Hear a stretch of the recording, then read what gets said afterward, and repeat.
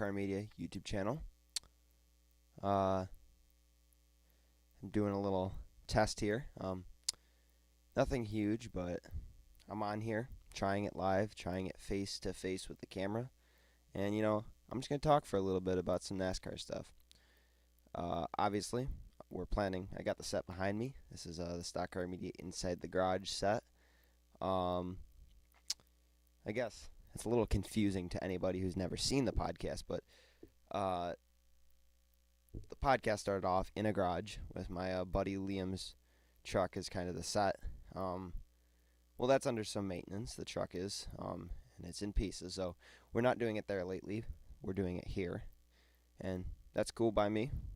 But I'm just doing a test here, seeing how the live streaming works, because we've been having a little bit of trouble with that. Obviously, that's kind of important. If you want a live stream, you better hope it actually works. And so far, so good. I have no way of knowing what is going on the other end, because I'm just looking at the camera that's streaming it, but there's been a lot of NASCAR news we missed. Unfortunately, we've been a little busy to do the podcast lately. Obviously, we have a lot going on with the website. We can't forget about that. That's probably the more important half of Stock Car Media. Podcast is a lot of fun, and the YouTube channel, it's a lot of fun, but it takes quite a bit more time. So, putting the effort into the website when we can, and obviously this when we can. But a lot of NASCAR news we missed. I can talk about this here, but I'm definitely going to talk about it more in depth with Liam. Hopefully in a little bit, maybe live, maybe not. Depends how this test goes. But one of the bigger things they announced lately was that they're planning on moving the door numbers forward under the A pillar. So not really on the door anymore. And that's got NASCAR fans up in arms. So yeah, people aren't very happy about that, that's for certain. But it's, and I still even see people debating about this, but it's not necessarily like long time tradition to have the doors the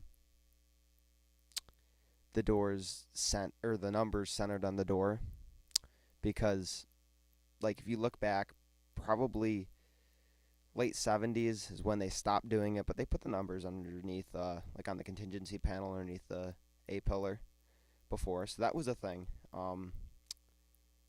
And if you're just joining, I'm just talking about some NASCAR stuff we might have missed on the Inside the Garage podcast. Like the title of this says, it's to be deleted. Doing a camera test, a live stream test, see how this goes. But we're talking about how they're moving the door numbers on the Cup cars at least next year. And that was announced when they 2311 announced that Kurt Busch would be driving for them next year. As we know, Chip Ganassi Racing.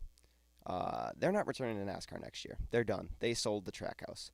So they're not going to have charters. They're not going to have equipment. They're not going to be back. So Kurt Busch is looking for a ride, obviously. And rumors have said he was going to be going to 2311 Racing. And, that turned out to be true. Kind of like the Brad Keselowski thing with him leaving Penske. It was rumored for way too long for it to even be a surprise to anyone, but they did surprise us with the door numbers. Denny Hamlin was the guy who announced that. That's pretty crazy that was the team that announced it, and they chose that time too, because it was like right before the Xfinity race at Daytona. But NASCAR wasn't very specific when they kind of like confirmed that the door numbers were moving. We've been hearing talk about it for a long time. You think about the Bristol All-Star race from 2020. They had the door numbers slid back. I don't think we're getting any of that underglow, so that's that was cool, but I don't think it's reasonable. I don't think there's a point in it. But I've been talking about door number movement for a while, and NASCAR didn't say, like, is it going to be mandated? Is it going to be team choice? Is where it's going to be? Obviously, we've seen a few cars now. We've seen the Kurt Busch one. We've seen somebody was inside the Penske shop, and they posted pictures of the 22 next-gen test car, and the number's really far up. I don't really like that. I'm sure there's a few people who have some reason of liking it, but I don't. I don't like it that far up. I think it could go back a little bit, but I don't have that much to complain about. I think it's better than sliding the door number back to like, the quarter panel almost. That was a little weird in my opinion. But we don't know what this means. And like it was said, they're doing a next gen test. So a few of the teams have posted pictures of, their cars that they're going to be using. And they posted Ricky Stenhouse Jr.'s, and his is not moved. So I don't know what the deal is. Some teams are moving him for the next gen test. Some of them aren't. So that's where I get my question of, is it going to be mandated or not? I don't know. I have not a clue. But that's definitely something to talk about. But we're talking about 2311 Racing. Kurt Busch, he's a veteran driver. He's the longest active driver who's been in the Cup Series, or currently at least right now. And so he was around when Earnhardt Sr. was around. So it's kind of interesting to think that. But he's got a lot of knowledge, and he can definitely help the team out, especially Bubba Wallace, who's a younger driver who, he's driven a while. Cars in general, he's driven. But, he's been in the Cup Series for only a couple years, and with Richard Petty Motorsports, But, it'll be helpful. It'll be good. Denny Hamlin, on the other hand, he went winless the whole season so far, until last night. He won at Darlington. That was pretty crazy. A really, really good battle between Denny Hamlin and Kyle Larson. Kyle Larson's winning every week, so can't really count him out not being there in these kind of races. He finished second last in the spring, and he finished second this time around. But he was really close to passing Denny Hamlin. He wore out his tires on the last run there, so he was a good 3 or 4 car lengths behind Hamlin for a while. But white flag, final corner, Kyle Larson did not brake. He literally he was quoted saying, "I tried to video game it," and if you watched, my face was just like, what did I just experience? Because he just drove in there. No brakes, no nothing. Slammed into the wall, slammed into Denny Hamlin. Had he gotten Denny Hamlin just a little crooked, he probably would have gotten past him, or at least it would have been a little closer for the finish. But I was like, what in the world is happening? Obviously really great for Denny Hamlin to have this opportunity to win, because he's gone winless and it's not been very good for JGR this season, obviously. But I'd like to see a lot more people winning, because as much as I went into the season thinking, Kyle Larson, he's a cool dude. He's driven for Chip Ganassi. It's cool he's getting a Hendrick ride, and that gave me reason to root for him. But you get to this point in the season where he has 5 wins. It's a little tiring. It's like, again, I have to talk about Kyle Larson winning again. Yes, it's different scenarios, different times, but it does get tiring. So happy for Denny Hamlin. Obviously, it's a weird week for him. I don't know if anybody saw it earlier in the week, and I'm not going to go too much in depth with it, but his girlfriend broke up with him on Twitter and pretty much exposed him for a lot of stuff. So that caused a lot of drama with him, and that was quite the comeback for him. I don't know if that helped. I don't know if that hurt, but he definitely won. This is his track, though. I wouldn't really throw that in there as a reason why he won, because he's won here at Darlington many times. Southern 500 is his race. So, he was good all day. I guess another driver who was pretty good, or at least surprisingly good, was Kevin Harvick. And, if you were listening to this in 2020, you'd be like, what, surprising at Darlington? Kevin Harvick? As much as it was surprising that Denny Hamlin, who hasn't been awesome all year, Denny Hamlin's always fallen short this year when it comes to the end. He didn't have the long run speed or the short run speed that he needed to win. But last night he got that done. Kevin Harvick, not so much. He didn't win again here, but he was a lot better than he's been all year. Stewart-Haas Racing, they've had a lot of trouble this year because of rule changes and stuff. They were even having trouble last year in the playoffs. That's why Kevin Harvick, who was the regular season champion last year, completely missed the championship for. They must have made the rule change somewhere I don't know, probably somewhere around Kansas, and after that he kind of fell off. But I might even argue like Texas. So I don't know. But Kevin Harvick, Stewart-Haas Racing, they have been downright awful this year, which is really unfortunate for them because they were a really, really good team the past couple of years before this. And it was unfortunate for Kevin Harvick to go from a 9-win season to a 0-win season. I mean, at least so far. And Denny Hamlin, he showed that you can go from 0 wins to 1 win. Denny Hamlin's having kind of a Kyle Busch 2020 season. And Kevin Harvick's having his own unique season. Because we're going to remember that as Kevin Harvick's season. You can't really compare him to somebody else. But last night, he had a top 5 car all night. He finished 4th. He finished 5th in both of the stages. So he was there the whole night. He was having vibrations at the end, but apparently the 4 crew, they inspected everything. No issues that they could find. As far as I'm aware of, Rodney Childers said it. He had no clue what it was. They reviewed footage. They reviewed everything. But there were complaints.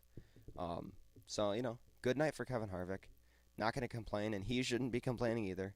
I was hearing some of the radio chatter.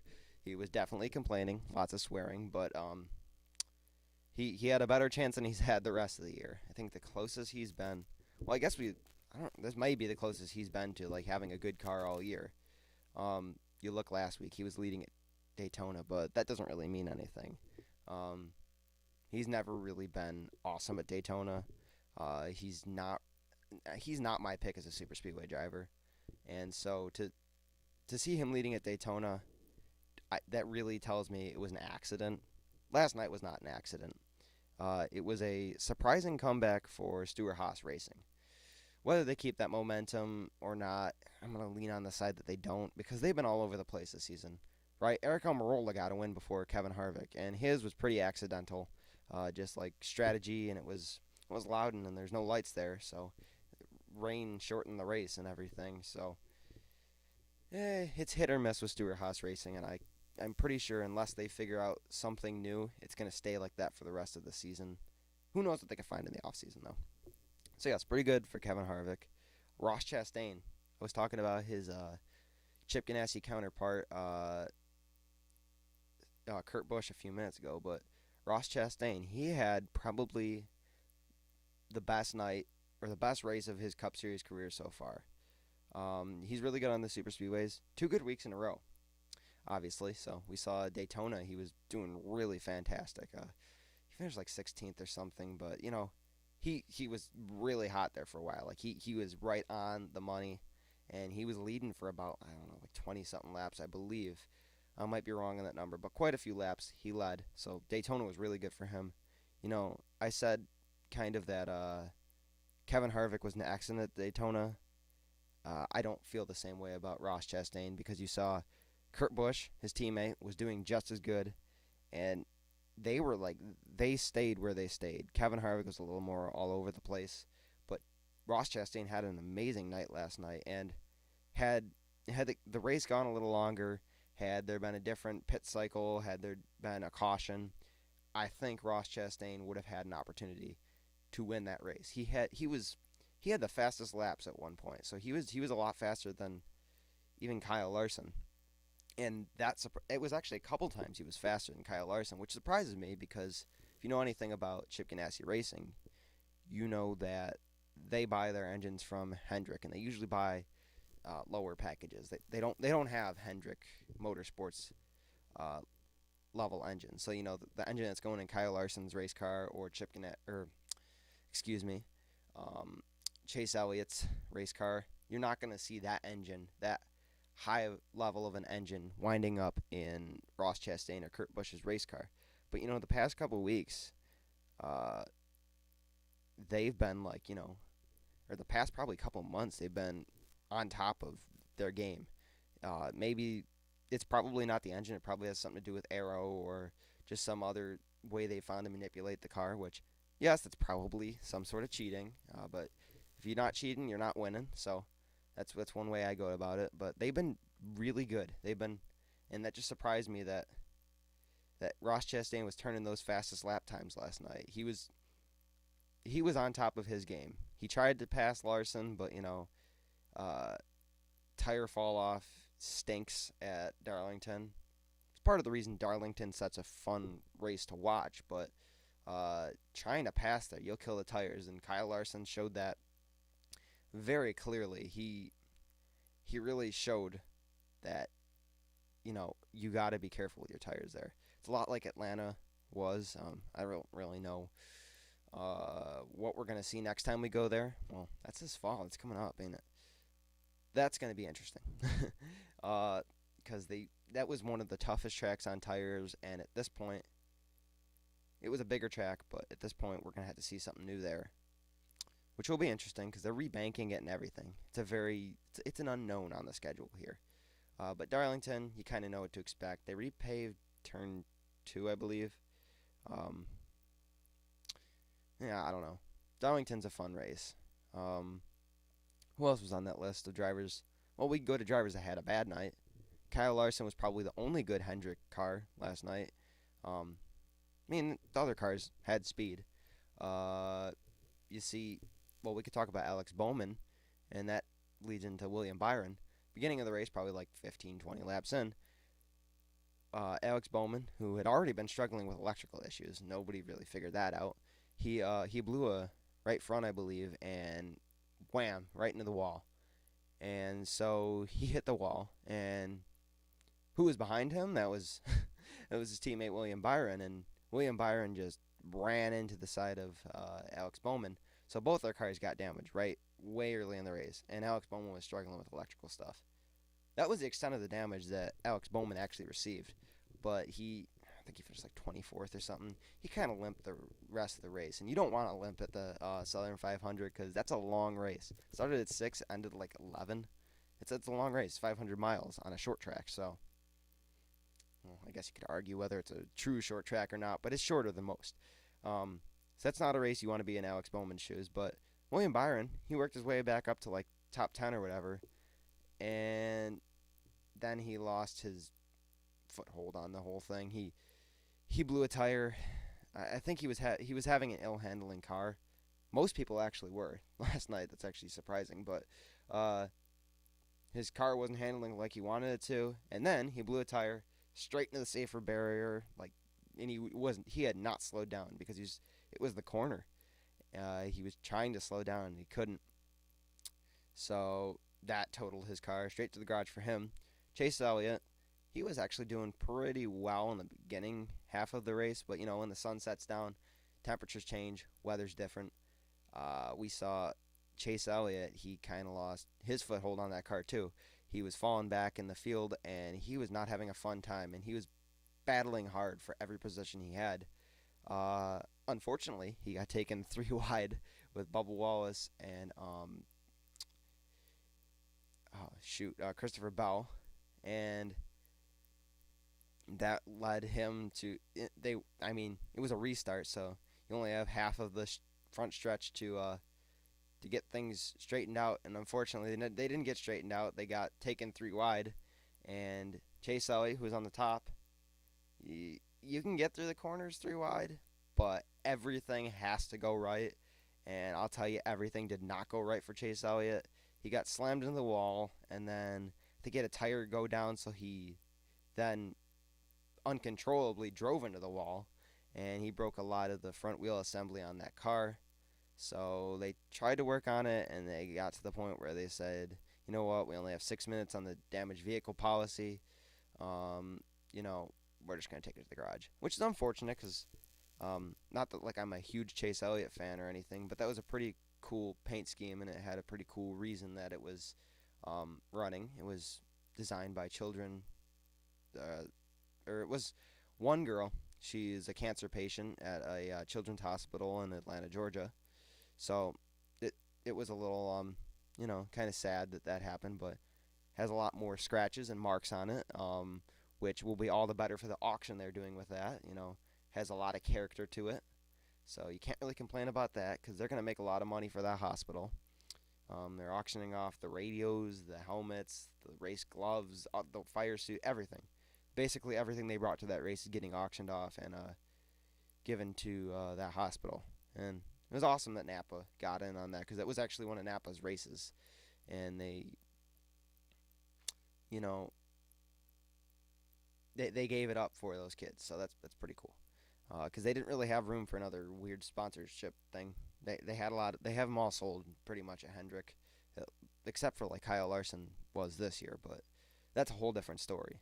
You can't really you can't consider that as the same because Kyle Larson was, well, let's put it unmarketable at the very beginning of the season. That's why like I said, I'm not like a huge fan of Kyle Larson now, just because he keeps on winning and winning and winning. But you go back to February, I was like, he's been a Chip Ganassi driver, uh, all his time in the Cup Series. He's done pretty good with what he had, and that was like really cool to me. I was like, he's getting a great ride, and after all that had happened to him, he obviously worked his way out of that hole. He obviously tried very hard to save himself, or at least redeem himself.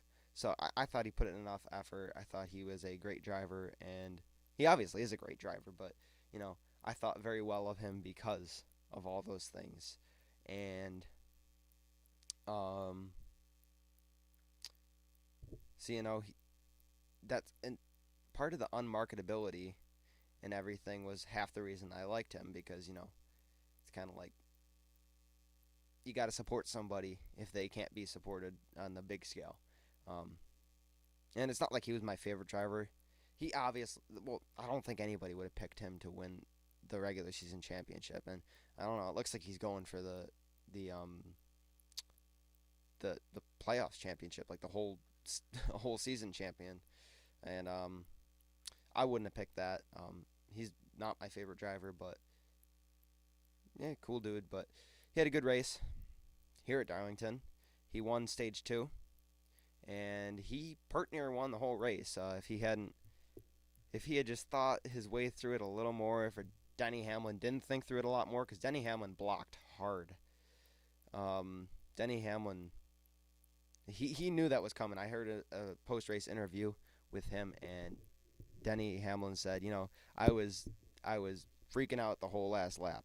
I was not ready for what was going to happen. He knew something. Kyle Larson was going to drive it in there, and Kyle Larson did. Kyle Larson gave it all he got, all he had, and wasn't enough. I'll put it that way. Um, but it was good for Denny Hamlin. Not everybody's a Denny Hamlin fan. I certainly am not, but I can respect the fact that he raced his heart out last night. He did not really race anybody dirty. He just had the better car, and obviously he's got a lot of skill at Darlington. So, I don't know if anybody saw I'm kind of like circling around back to the same drivers, but I don't know if anybody saw the Kevin Harvick paint scheme. I thought that was pretty cool.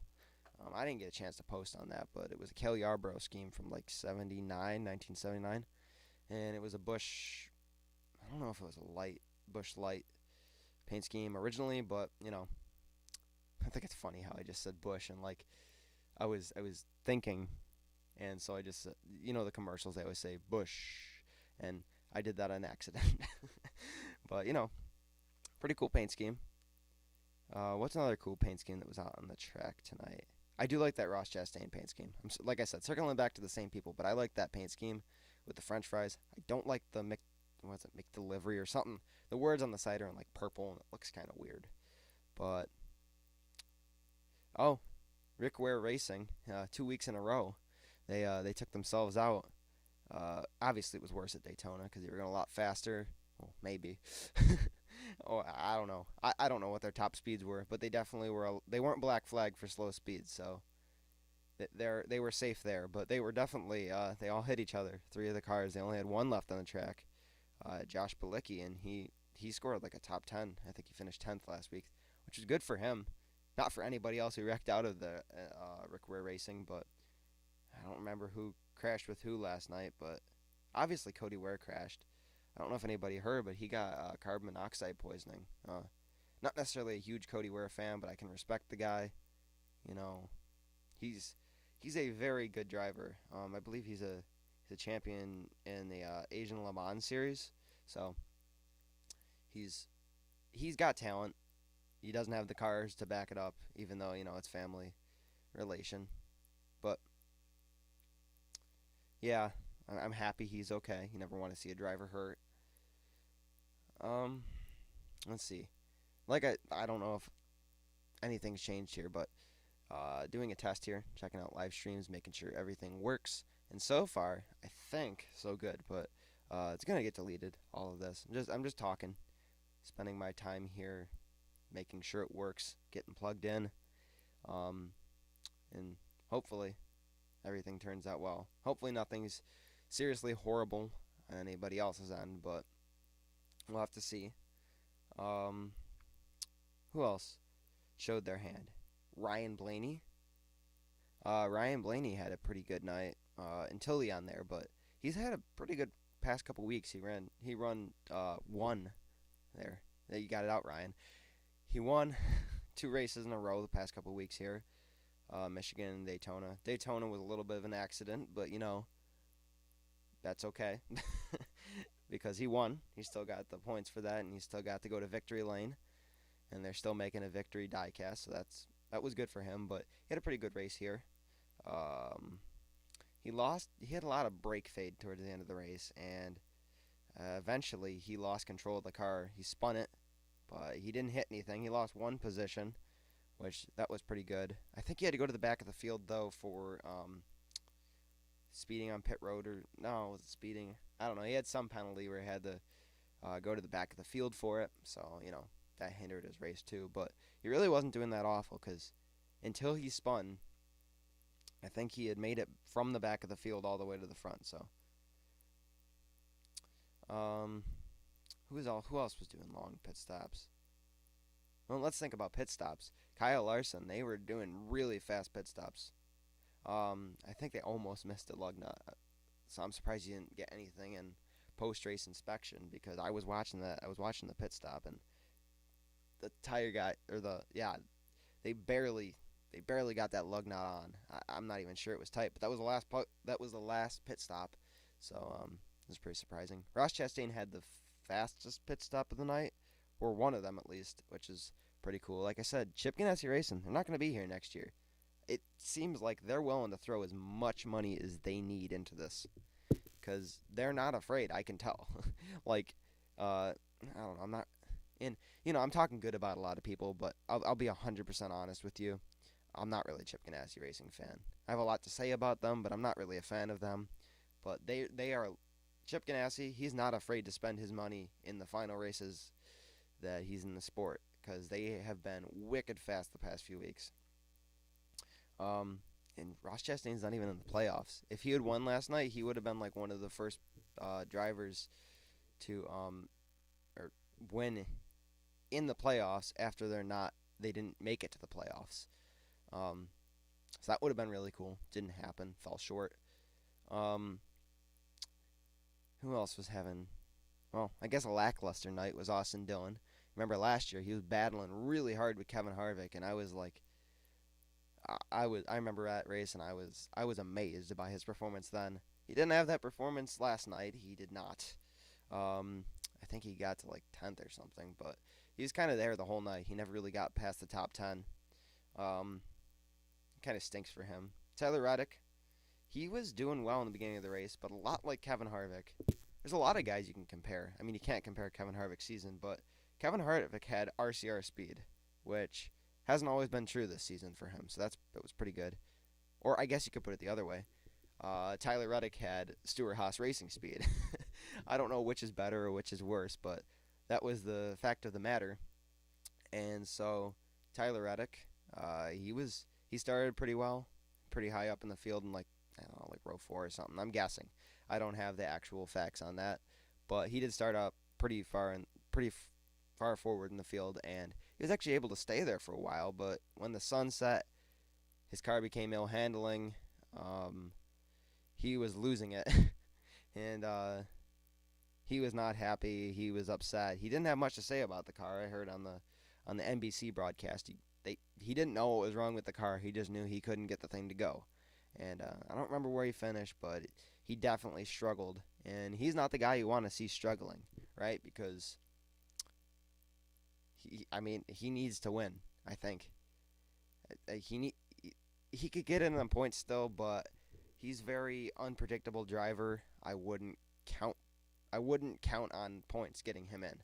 I would kind of he's a little bit like Eric Almirola. Eric Almirola is a lot more unpredictable, but those guys are probably going to need to win to like find their way ahead. Um, Playoff standings say otherwise, but there's a couple more races here. Somebody who had a pretty hard time, about like 25 laps in, he crashed. Michael McDowell, or as some know him, Michael McDowell. I think I said that on a podcast or something once. I can't pronounce his name for the life of me, but he was flying through the field. He had just put on fresh tires, and nobody had pitted for new tires yet. So he made his way up to like the top 10, and he started pretty far back actually. So he was doing really good until he got loose, and he slammed the outside wall, the inside wall. His car was done. His car was total for the night, and that's kind of unfortunate because, yes, he's a Daytona 500 champion of 2021, but like the reaction we had then was, how did this dude win? Luck. He hasn't won since. He hasn't even probably come close to winning since, and he's had some really bad races. Team's not bad entirely. Anthony Alfredo's side of the team is not great, but 34 team is they're kind of on their game this year, more than they ever have been. And Michael McDowell's had the best chance of his career, I believe. But he's in a kind of a must-win scenario unless he gets really, really good finishes the next few races. And surprisingly, Hendrick Motorsports, they're not necessarily in that situation. Chase Elliott and William Byron, they're not really in a must-win scenario because of other playoff points they've earned throughout the season. But, they're kind of in a tight squeeze here, more than I think they would have liked. So, that I don't know. That's not good for them, but it's probably good for other drivers like, Ryan Blaney, who suffered a little bit last night, but he didn't wreck out of the race. He still did better than 3/4 of the Hendrick Motorsports drivers. So, Kyle Larson, if that race had gone on for another lap, he probably would have been passed by like a ton of the field though, because his car was destroyed. Because slammed into the wall, slammed into Denny Hamlin. He basically gave it all he had. So, what's another team? Ryan Preece, JG Doherty Racing. I know he finished 12th, which that's not miraculous for most drivers, but for them, it's pretty good. He finished like 4th last week because of Chris Busch's disqualification, but that team announced they're not coming back next year. The 37 team from JG Doherty Racing, so it seems like they're giving it all they got too. They're putting some fast engines in those cars, and they're building fast cars. Had a good night. Ricky Stenhouse Jr., who they were saying on the broadcast that like he hasn't had great results at Darlington, but you think it would be one of his tracks to do really well at. He did decent, but not awesome. Not as good as Ryan Preece, which really surprised me. Another smaller team. I don't know which one's bigger, JG Doherty Racing or Spire, but Corey LaJoie had another fast car 2 weeks in a row. A lot like Ross Chastain. Kind of very similar situations, actually. Except Spire, I can't remember if Spire has an RCR engine or Hendrick engines. Not 100% certain, but Corey LaJoie had a good night. I don't really know where he finished, but he was like 7th. Well, he's the 7 car, but I think he wasn't like 7th for a while. He was up there at the front, which is really surprising because you think there'd be other teams like JGR, with, if you don't know Joe Gibbs Racing, they were off a little bit, and they finally caught up at the end. And I don't know, it was just surprising to me to see Spire where Spire is. 43 wrecked out, so Eric Jones, you think he would have had a nice night, but well, I don't want to say wrecked out. Wrecked out is a little too much, because I was watching the race, but at times I also wasn't. I must have missed whatever happened to Eric Jones in the 43 car, but they parked it. They were done, so they must have wrecked or had a parts failure or electrical issue.